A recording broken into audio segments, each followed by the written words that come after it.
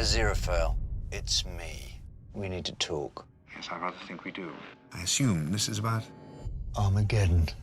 Definitely Good Omens. I have pretty much watched the series through probably over 10 times. I'm not even gonna lie about it. I am obsessed. I just find the entire story really captivating, and I've always been a fan of the book, so seeing it done so well on like it as a show really makes my heart happy. It has some of my favorite actors in it, plus some that are now my new favorites because of that show. I mean, anything with David Tennant's already got my attention. Yep, David Tennant or Michael Sheen. I will pretty much watch anything that they're in. That's It's really magical to me that a book like Good Omens ever got written in the first place, because you have two huge names, Neil Gaiman, Terry Pratchett, and it's like, I want to know how the conversation even happened of like, hey, let's write a book together. probably over a glass of whiskey or two. I would believe alcohol was somehow involved. Alcohol. Quite extraordinary amounts of alcohol. I can't cope with this while I'm drunk. I'm going to sober up. Yeah, me too.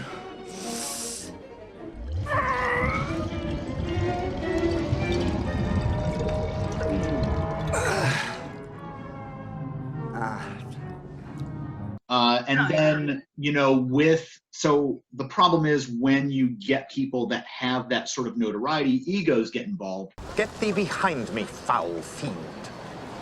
After you. So then it's like, who does what, how much each, writer is being put into the story. I'd be curious to know, some more of the behind the scenes with that, but I do find it amazing that we ever got a book like that. What was the book? The one the young lady with the bicycle left behind.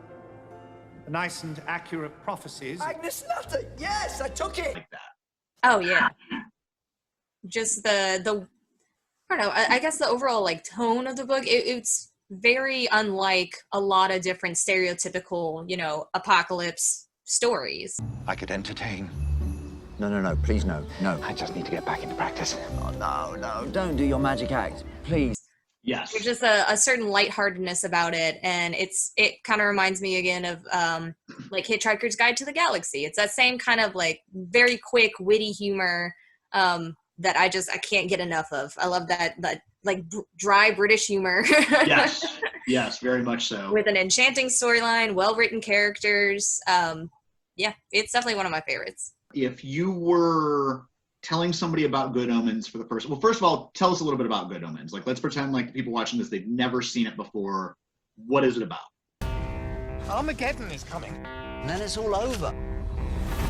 No more fascinating little restaurants where they know you. No more old bookshops. There must be some way of stopping it. We have to work together. All right, brace yourselves. So, Good Omens, basically a story about how an angel and a demon who have known each other since the actual beginning of time 6,000 years. develop this friendship over the years as they, watch over Earth. And obviously the demon Crowley is going around tempting people and just causing mischief. And then Aziraphale, the angel, is trying to do his best to follow heaven's orders. I don't even like you. You do. Until the night where they realize that the apocalypse will be happening because the Antichrist has come to Earth. You're sure it was the Antichrist? I should know I delivered the baby. Oh, not delivered, handed it over. And they decide that they actually don't want Earth to perish yet, and that they really don't want to go back to their respective sides, so they decide, we're just gonna stop the apocalypse. It's a very definitely a bromance, and as Michael Sheen would say, a romance. It's a romance. 6,000 years. About these two characters who, honestly decide to take their own side. We're on opposite sides. We're on our side. And say, screw you to both heaven and hell, because they're like, oh, we don't care about your plans. Like, this is what we're going to do. We're going to keep what we have. Thank you very much. And then, spoiler alert, the world doesn't end. And I know But it is a really, really good story. It's very, I guess, entrancing. Like it really draws you in, and the characters are so well written and so well acted too. Who is probably your favorite character from the show? Ooh, that's a toss-up. I think my top two would be Anathema Device, who is a witch, and she is one of the people that helps stop the apocalypse. All right. She is such a cool character, super smart, gets stuff done, very, I wouldn't say like headstrong, but yeah, a little bit. All right. Plus, she has the best clothes. Like I watched that show, and I wanted to make every single one of her outfits immediately. But besides her, I would probably say Crowley, the demon, because I just think his character is so good, and I'm a sucker for characters that are all mean and grumpy on the outside, but are actual teddy bears on the inside. I'm going home, Angel. I'm getting my stuff and I'm leaving. And when I'm off in the stars, I won't even think about you. Which Crowley would never admit. He'd be like, no, I'm big, bad, and scary. I'm a demon. And yeah, it's like, no, you're not. You're a noodle. Calm down. Which is usually how that goes. Who is the character that you empathize the most with?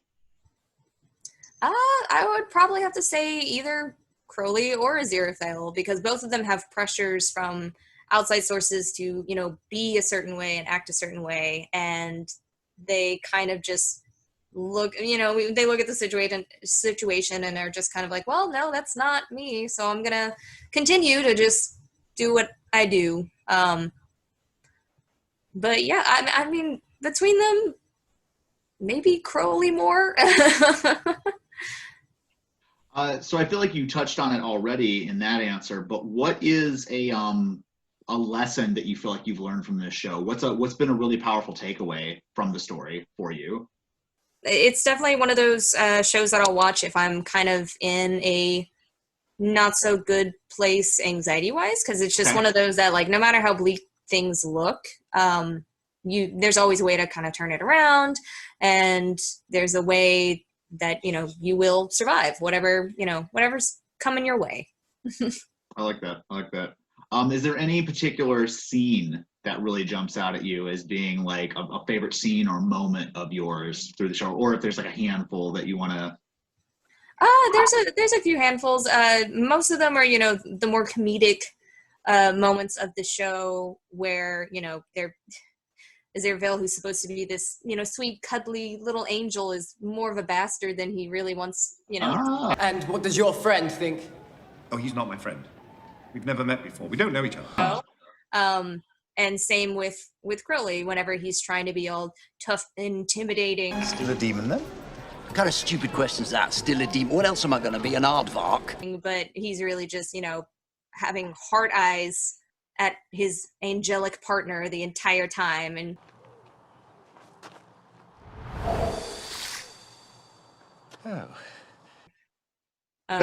just their interactions are what really draw me to the show. Okay, all right, excellent. So it's on where's Good Omens? It's on Amazon Prime. Yeah, I kind of scoped a friend's Amazon Prime info just so I can watch it on one of those. Hopefully Bezos isn't watching right now. Oh no. Didn't you have a flaming sword? You did. It was flaming like anything. What happened to it? Lost it already, have you? Gave it away.